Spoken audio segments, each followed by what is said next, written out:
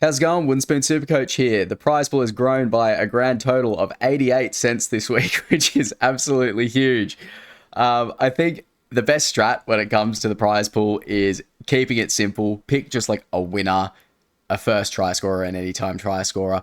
When these like big multis get put up, they very rarely win. There's a reason why all the gambling companies put so much advertising into multis. It's because people never win them, and it's how they make all of their money. So, I mean, we didn't get nothing. I don't actually know if this guy's bet was meant to be a multi. He had Lecker first try scorer with or anytime try scorer with Warriors, Cowboys, Dolphins, and Bulldogs. Oh, the Bulldogs won as well. So it's actually at another fucking 80 cents. I'll fix that at the end of the video. I just assumed he didn't want that as a multi, and I put them all as singles. Otherwise, we'd be a big fat duck egg for this week. But yeah, I think going forward, just pick a winner, a try scorer. Don't go too crazy with it, or the prize pool's just going to go nowhere. I understand that you want to hit a big one and get ahead, but at the same time, we're not going to get very far with that strategy. Anyway, moving on from that, how you going, Mac? I'm good, mate. I'm good. We had some good quality footy on the weekend.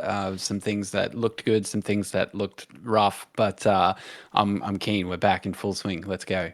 That's it. We're going to go over the teams list real quick, but before we do that, we're just going to go over a few points of what excited us most over the weekend. Don't really see the point in going over all the games. There was a lot of just really not that relevant stuff, so we've both got a few points we'd like to make. I'll let you kick it off, Mac.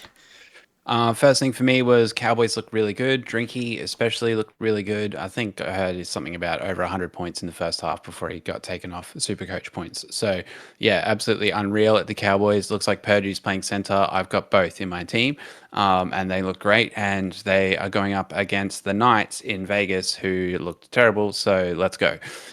Keen on the Cowboys, but I'm only going to take two of them. Lukey, maybe I'll make my way to him at some point, depending on how good his floor looks after a few weeks.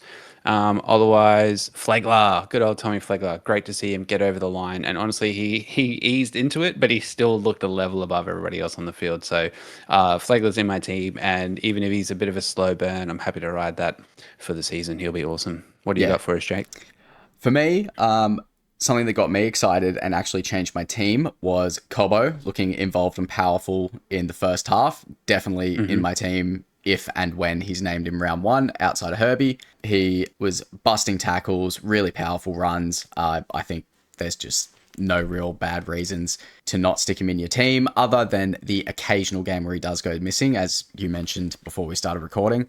But it's enough for me. He's 500 and something K. I think he can definitely live up to that value. Similarly, in the centers, Tamale was back to busting tackles, looks not hampered at all by his prior injury, so he's also made it into my team.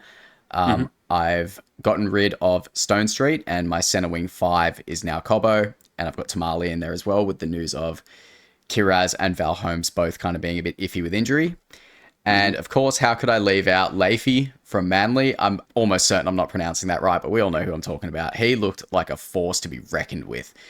If he doesn't get a spot on the bench for Manly, then I'm not here. And I think he'll be at least 30%, 40% owned if he does get that bench spot, since he's 201k.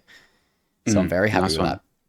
Oh, just really quickly too, winger, the cheapy winger, Feimani from the Titans. Yes. He was really good as well. So he was solid. And Setu too as well. Even though Setu had one big blunder, he otherwise was really involved and very eager to make things happen. So both those cheapy wingers look great. Yep, and they are both in my team as well. So it's nice that we've got a good, solid amount of cheapies, particularly at bottom dollar, that we can just pluck in. It makes a lot of versatility in the teams. Sweet. Let's jump over to the teams lists. Starting off with the Warriors and the Dolphins. For the Finns, huge news. We're back on the Fuller train. I can't remember the original source. I heard it from Insight that Fuller will be starting at fullback in round one. And that is all I need to hear. He's in my team. He won't be going anywhere. I've renamed my team to the TRAI train, and I love it. I absolutely love it. I can't wait to watch this guy. Yeah. My funds are a bit short, but I'll stick with Farlongo for now. But yeah, Trey Fuller, he's definitely one to watch. And honestly, as a Dolphins fan, I feel bad. I feel like I need to get him, but we'll see what happens before we kick things off. I love it. Absolutely. Yeah, so this lineup, they're missing the hammer, but it looks like they'll probably rest Herbie pretty quickly as well and bring in somebody like Nafahu, the winger, and move Cobo into centre. So they'll probably do something like that early on to sort of rest Herbie and to test out Cobo a bit more in centres. But yeah, otherwise Dolphins. We got Fuller's back. We got Herbie's playing. So good look at Herbie. Good look at the halves combo again. See if they can put some more points on the board this week. And Flegler is a beast. I'll be looking to see if he gets a little bit more minutes this time. What have you got for the Warriors? For the Warriors, Luke Hanson and Hazen Mellors might have excited some people at first look, but they are just covering for Tamari Martin and Khan Pereira, who AKP got a head knock, I believe, in the international game. Not the international game, the rep game. All stars. All Stars, that's the one. And Tamari Martin, I'm not entirely sure what the story is with him. He might be the same story, I'm not entirely sure. Lecker has been pushed down to the bench. Where am I? I'm lost. There he is, number 16, which might upset a few people, but honestly, I think his PPM is going to rise enough with shorter minutes that I don't think the swing between him starting or coming off the bench is going to make that big of a difference. I think if you're keen on him, if you love the guy, I have no qualms with sticking him in. Won't be doing it myself, but can't argue with it. Yeah, plus it's still a trial, so they're just mixing things up a bit, see what's happening. I think really Aaron Clark is the most important guy at the Warriors here from a super coach perspective. He's probably somebody they'll be looking to target pretty early if I can get some extra funds from some cheapies in the forwards. Aaron Clark was a gun all year, and like he's probably not gonna be playing State of Origin or anything. So yeah, definitely somebody that I'll be targeting. And just again, he looked really strong on the weekend, so it'll be good to see him out there doing the same thing and picking up those base stats with all the tackles and runs that he makes. That's it. Who are you tipping for this one? I think it's hard to look past the Dolphins winning this one. Yeah, the only thing that is sort of tough for him is they're playing at the Warriors. So that's, Yeah, yeah. But yeah, Dolphins. Dolphins for Dolphins sure. for sure. And on that note, make sure you leave your comments for these games down below. And the budget of $10 will be split between them all. Any bets that win get added to the prize pool if you're not sure how it works. Keep it simple. Don't go crazy. Cool. Who have we got next? Tigers versus Penrith. Tigers, Panthers. Yeah. So for this one, Macassini on the wing. So this does look good for anybody that's looking at Macassini. I think we weren't too sure if he was going to get the spot or not, but I think he's proved himself pretty well over this on the weekend. So yeah, Macassini might be starting there after all. We'll see what happens. Terrell May, he's a gun. Taylor May is a gun. We need to keep an eye on him as well. In the centres there, and because he could be some really good value to start the season. I just want to mention though, with the Tigers having the round one bye, these guys aren't going to change in price until an extra week, so it gives you a little bit of extra room to sort of have a look and make a move. Same for teams like Manly. So Turbo, for instance, you might want to look at him a week later because you actually have a bit of a chance before his price changes. So yeah, look, that's what I'm sort of looking at on the Tigers side. Otherwise, for the Panthers, it's a watch this space for Tungo, who should get a nice little boost this year with the scoring change, and Kalani going in the forwards there. Played a big role last week in the trials as well, and has just come over from the Warriors, I'm pretty sure. So looking to see if he can really step it up and earn a spot in the team here for the Panthers, but. Yeah, that's pretty much. Otherwise, you're just hoping that your guns get through unscathed in this one. We don't want any Matt Burtons out here. That's an interesting point with Kalani going. I know that he was one of the more popular nuffs when sort of the team picker came out at that time. So if you do have him as a nuff, you'll probably want to have a look at whether you think he's going to make some money, because if this is how the Panthers run out, obviously we don't know that for sure, but that could be a little bit of a trap there. Just to circle back to Macassini, I feel like even if he is the first choice winger on that side, I don't think it's worth it with the round one bye with the likes of Feimani and Sedu 2 available. I don't think 3 bottom dollar-ish cheapy wingers is a great idea, especially with the scoring boost to centres. I like the idea a lot more of having four sort of medium to gun tier guys with one sort of medium-ish, low medium-ish, like a Cobbo, a Stone Street. Who's the other guy? Tamale. One of those guys is your fifth center wing. I think we just need to take advantage of the boost that the centers are going to get. Yeah, that's a good shout. Yeah, I've got nothing for the Panthers other than Jenkins getting a run over McLean, but that doesn't mean anything really. Just trying to pull a point. Resting him. Yeah, they could just be resting him because he was a bit quiet in the All-Stars game as well. So maybe he's got something going on. A little niggle, potentially. Yeah, which scares me a bit. He's in my side, so I definitely want to watch that and see what happens before week 1. We'll keep an eye on that. I can't imagine. I mean, Jenkins was pretty good last year, but I don't think he was. Yeah, he's not getting. He's not getting in over Casey McLean, but it's just maybe he's nursing something. So we'll see. He's an easy downgrade to somebody else. Like he's fairly highly priced. So if I need to move him before week 1, we'll check back at the team list, I guess. Easy as. What do we got? Sharks Raiders. Stone Street named outside Iro and will be popular. I think there's room for in pretty much every team for one of him or Selwyn or even both, like I've got in my team. Jesse Colquhoun starts at lock as expected, and McInnes isn't making the heroic return from his injury that we heard about earlier in the year, so he's kind of back on my radar as a guy that might end up in my team. There's just a lot of these genuine bottom dollar guys coming in the forwards, in pretty much everywhere, in the forwards, in the centers. So it's just a matter of whether it is actually worth paying up that extra sort of 130k for him. There's definitely value there, don't get me wrong, but these bottom dollar guys are just so much easier to justify. Yeah, I'm not going near Stone Street, to be honest. He just seems to be the kind of guy that will bomb things. I don't know. He's got an error or two in him. I just don't love him. But that's just my eye test. I can definitely understand the value there. Colquhoun, I'm sort of wanting to have a bit of a look at and see where his points come from and stuff, because I don't think he averaged really that well, and even in the bigger minute games at the end of last season. So maybe I'm wrong. Maybe he's a great shout. The dual position is what tempts me, but I've actually moved away from Colquhoun, trying to make my team a little bit more unique, I guess, and not copy and paste. On the Raiders side, we got Tamale back to the wing, so that'll be good, and we'll see how he goes to busting tackles for fun, hopefully even more than last week.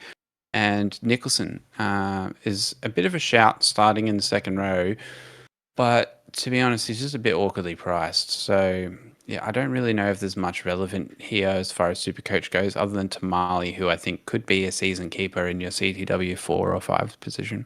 100%. That he went from cheapy to keeper status until he got injured last year, so I see no reason why he can't get up towards that 650k sort of price mark and stay there for most of the year. Exactly. Only other thing I've got here is Dane Laurie at fullback. I don't think there's any world where he gets put in over Weeks, but if Weeks is nursing an injury or whatever, he is only 465k, could be an interesting little flex option if he does end up playing in round 1. I seriously doubt it, but it's not impossible. I think Dane Laurie would be an AE nightmare in any team, probably going to get that 18-19 jersey and be there as just like a really cool backline cover, like can play fullback, can play in the halves, can play anywhere in the backline if they need him to. So I definitely won't be going near it unless there's like a long-term injury to somebody and he gets like a bit of job security. Yeah, because when he does get minutes, he is actually quite a decent SuperCoach player. And obviously just a great player in himself as well. Just he's always been stuck behind someone. But yeah, interesting one there. Let's move on to Roosters and Eels. Yeah. I'm pretty excited to see Naf White. He's somebody I want to target, especially in draft. I'm looking at sort of fading the early picks in front row and going for somebody like a Naf White in like around 6 or 7 pick or something, if I can. So yeah, keen for that. I also think Blake Steep is going to be relevant at some point this year. So like, I don't know, to watch the minutes to start the season, but well, yeah, Blake Steep, definitely one to watch. On the Eel side, personally, if Hopgood is actually starting come NRL round 1, if he's starting front row forward, then I'm very interested. But at this stage, he's not in my team. I took him out because I'm not too sure about the job security. But otherwise, pretty excited to see how this new spine goes for the Roosters. Yeah, I did throw up in my mouth a little bit when I was scrolling through and saw DCE in the Roosters jersey. It's just, I'm still so fucking cut about it. But yeah, he is named at 6, like we expected. So that's kind of one little question mark gone. But who knows what the actual in-game tactics are going to be like. So it'll be interesting to see that. On Blake Steep and Fiketti, I actually had both of them during the Origin period last year, and they were really, really good cover options for me then.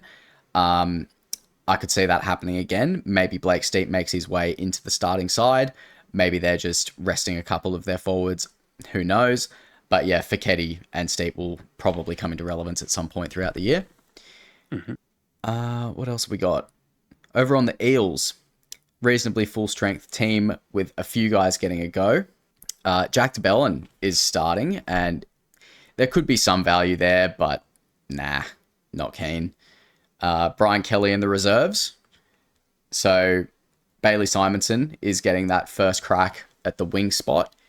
We were at the start of the year, we were kind of hot on the spot, Lomax's spot.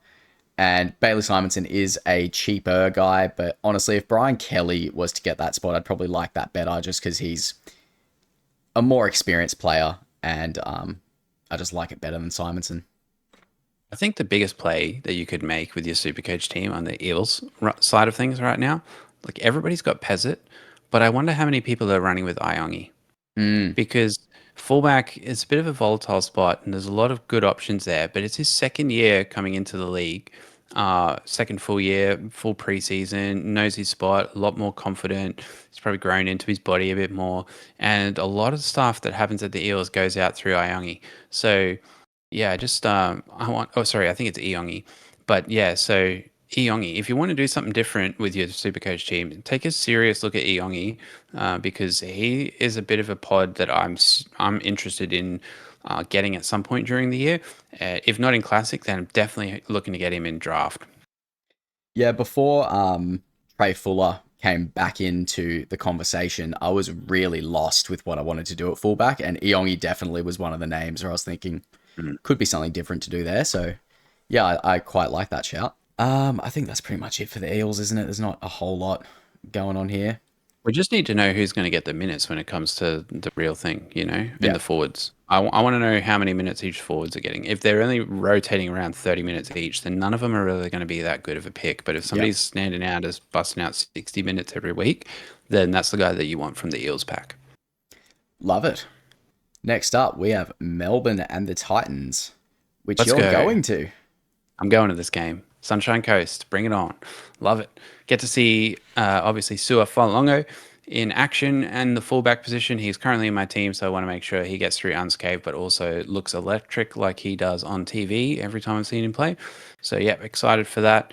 Obviously, excited to see Munster out there on the field, and Stefano Tuikamano is a serious shout for a pod play in the front row forward position. He was really strong towards the back end of last year, but he comes out showing that sort of form. He's up for a good price rise, so see how we go there. On the other side, this is the battle of the fullback cheapies. We got Falongo versus Kinney. So I can imagine most teams have got both those fullbacks in there. Yeah, it's going to be really good to see who comes out on top. And my mistake about AJ Brimson last week, I said that I think he was out for a bit, injured, and he's back. This is his first week back, so really exciting to see what happens here with this Titans backline. Their system, they just look to be working really hard for each other in that game last week. They were really energetic in defense, and yeah, it was a great effort, and I'm actually really excited to see what the Titans can do this year. It looked awesome last week against the Dolphins, so yeah, I'm hyped for this game, but really we're watching Falongo and Kinney. Absolutely. Just looking at that Titans side, that's a good team. Yeah, bro. Like, I feel like we've said this for like a few years and it's just never really clicked, but the potential is still there. Like, that back seven is very, very good. Philip Sami's a really underrated winger. Jaden Campbell in the halves, we know what he can do. The forward pack stacked. Like, I really like it. Did you see Jojo Fafita against Adokar on the All Stars game? That was a battle that I think that was like almost like an even. It was a draw. Like, I think Fafita was better in defense, but Adokar got a nice try and stuff. So it was, it's a good battle, man. I've got to be honest, for the Manly trial game was pretty much the only game of footy that I was locked in for the full 80 minutes. I was unwell over the weekend, so I was just kind of zoning in and out of consciousness. So I just watched all the KO minis. So I'm a bit of a fake footy fan this week. But On that point though, Kenny got bumped by Adokar. Like, oh shit. actually bumped. Like Adokar just ran over the top of him, score a try in the corner. It was rough. So, but I love to see it because those are the kind of things that Kenny will go back and say, how do I make sure that doesn't happen again? So it's going to keep improving him as a defensive fullback as well. So those try saving tackles are actually worth quite a bit in Supercoach too. Yeah, absolutely. If God, that would hurt my soul if Keeney got injured before the preseason after him. Him and Payne Haas, I think, are the only two guys on my team that just haven't moved. So we need him. We absolutely need him. I've got in my notes to hold him all year. He'll be great. Yeah, he doesn't look like he's missing a beat. So we've got Faimani on the wing spot again, as expected. I'm pretty sure he's just a lock and load. Patson gets the start with Cooper Bye on the bench. So Patson, I believe, is the option to go out of those two. It's an argument to be made that you could go both. I don't think you'd really need to. I think there's other options you could go and spread it around a little bit.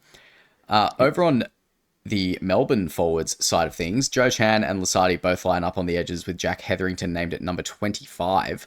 I don't think anyone needs convincing to pick Lasardi. However, he is on the other side, as he was last week. I don't think there's much to read into there. I think it's just Bellamy playing around with things, seeing what combination works the best. I still think Lasardi is probably the front runner for that. Yeah, it's a bit hard to say. And I've got Jack Hetherington in my team because he does look like he's playing really strong footy and might be up for a bench spot in front row in the dual position in Supercoach is really handy. So I've actually got Hetherington at the moment. So I did have Lasardi, but I've gone a different direction. And yeah, one other thing to mention though from this game, Tino at front row forward, bring on the dual position. Let's go. I forgot about that. Huge. That's massive. It is. I don't really need it because my front row's stacked and I've got him at second row anyway, but there's going to be a lot of people that's going to be very, very useful for. Tino is going to be a gun to start the season, and he's going to have dual position hopefully by, if not before the start of round 1, I'd say by round 3 or 6, whenever they do that first change. I think it's round 6. He will get it at some point, I think, this season. So, yeah, look, that's a play. Tino, let's go. If he is named at front row forward for the round 1 TLT, I'm pretty sure they will update it for that week. I think so. And then they do it again after 3 weeks. So, yeah. I don't think that's going to be an issue. I think that's all we've got for this game. Move on to Souths and Manly. And this game is kind of scary. My notes on this one for Rabbitohs, like obviously there's lots of guys to watch here in the Rabbitohs side. We just need them all to stay injury free. So that's the key. For me, it's Fafita and Brandon Smith. I want to see how they go. I want to see what Brandon Smith's role is like minutes wise. And if he rotates into the middle or something, which I have heard a little bit of talk about. And then same thing for Dave Fafita. I want to see how long he's playing for, if he's playing 60 or 80 or what his role is there on the edge. So looking forward to seeing both those guys. Remember, don't stack up on too many bunnies in your team, folks. It's very tempting. There's plenty of them you could pick. One of them that pretty much everyone's got is Cheese, and he has got the start, which is great news. So no reason to not pick him. Something I found a bit weird, though, is that Ashton Ward is starting at 7 with Jamie Humphries at 14.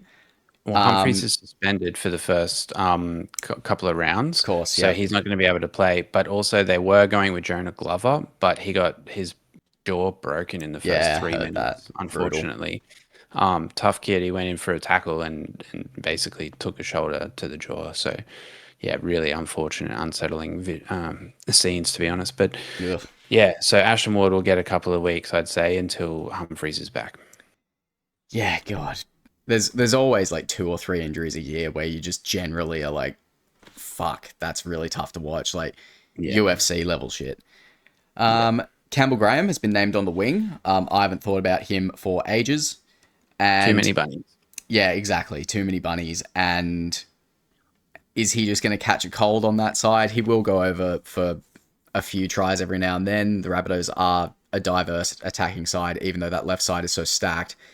There's better options, I think. Pay up and get a Tamale or a Cobbo. Yeah, I think I heard some stats that he was like in a bit of a try scoring drought, hey, and hasn't been that good on the wing or in center. So Yeah. Campbell Graham, the fade for me. Honestly, Yeah. I'm fading all the backs, but I'm taking Cody Walker until he makes 100K, and then I'm moving him on as well. So Yeah. I do think there is a little bit of value there for Campbell Graham because last year he was hampered by that. It wasn't the sternum, it was something else. But yeah, I don't think we need to go into him too much. For Latrell Manly, Mitchell's a watch too. Like obviously, a lot of people are going to have Latrell Mitchell, and you just want to see if what sort of work rate he's doing. But like realistically, he's going to have some up and down weeks. So if you've got Mitchell in your team, you probably just want to hold him for 10 weeks and sort of see what happens. Yeah. And you gotta take the highs with the lows. Gotta ride the wave. If this weekend he comes out and isn't crazy involved, that actually wouldn't concern me too much because it's the kind of game where if he does have a bit of a lower effort output, it's going to be this one. You know, he's coming up against a not super understrength Manly, but we're missing all the Trebojeviches, which is like the heartbeat of the team. So, yeah, I don't think it's too concerning. Speaking of Manly, the 3 turbos are out. We've got Clayton Falalo coming in for Turbo. We've got Hugo Hart coming in for Jakey. No, coming in for Ben Trebojevic. And then Jake. I'm not sure where Jake's going to slot in. If he's going to start, he might come off the bench. But yeah, Hugo Hart and Clayton Falalo, they're not going to get like pushed to the bench or anything. They're just going to be out of the team once those boys come back. So if we look at the bench, we've got Joey Walsh, Blake Wilson, Bullimore and Hetherington. I don't think Manly can afford to play Joey Walsh at 14 and then also have Blake Wilson on the bench too. So there's a chance that Zach Docker-Clay does come into the bench, which is a little worrying for Simpkin. I've moved off him anyway. I freed up a bit of money and upgraded to Grant. But again, these mid-range hookers aren't quite the slam dunk options that we thought they were. I think the preferred option now is the Grant and Cheese combo. Yep, I got Grant and Cheese. And as far as the Manly side of things for this game, Paseka, definitely keen to see how Paseka goes. Absolutely. He is like another Flegler. Strongly considering him as just a slow burn in my front row forward. I just don't want to have 2 positions in front row just sort of slowly burning away. So I've only gone with Flegler at the moment, but Paseka's a great option. And then, definitely watching the minutes for Simpkin. If he plays like 60 plus, then he's fine. Yep. But if he's only playing sort of 40 minutes and rotating with Docker-Clay, then that could be a problem. Yeah. Last guy I want to mention is Leafy. I need to learn if I'm pronouncing that right because he deserves to be spoken in the correct way because he's an absolute monster. I'd be so surprised if he doesn't slide up and take one of those bench spots. But in saying that, he is very young, very inexperienced. I don't think they're just going to want to throw him in the deep end. But yeah, if he does get that bench spot, I think everyone should jump on him. He's bottom dollar. Not a whole lot of risk there. Manly's forward depth is tragic. So yeah, no qualms there. Yeah, good shout. I actually brought him into my team at one point because he's a beast, and if he does get that bench spot, bottom dollar, so he will go up in cash. Beautiful, and I think that is it. Oh God, why is he everywhere? Fuck off, Ches. God. So yeah, thanks for watching, everyone. Make sure you remember to put your tips down below. So don't forget, folks, join the group league. That's how you can win that prize pool that we mentioned at the start of the video. So the prize pool is for the group league. Join the group league and take us on head-to-head. The code, if you're listening and not watching on YouTube, the code is 899247. That's 899247. Jump in the group league, take us on, and get in the comments, folks, and let us know who your tips are, who's going to win the head-to-heads, who's your first try scorer, and we'll hopefully win some bets this week and keep growing that prize pool. I'm keen.